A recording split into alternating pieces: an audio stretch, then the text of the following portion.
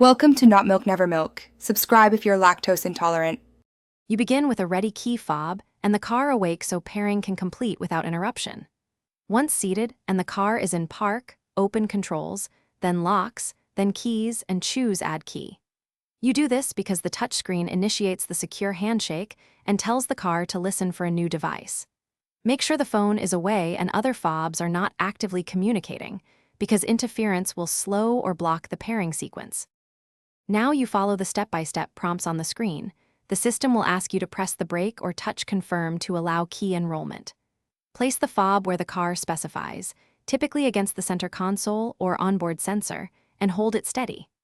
The car uses a short-range radio handshake to verify the unique ID, so steady placement is why it succeeds.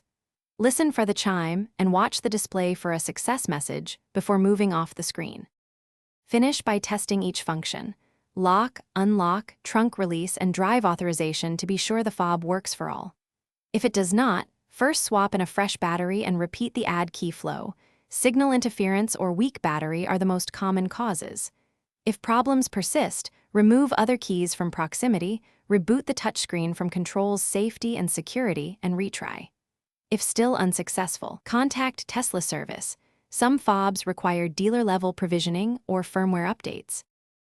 Thanks for watching. If this was helpful, leave a like and consider subscribing. See you next time.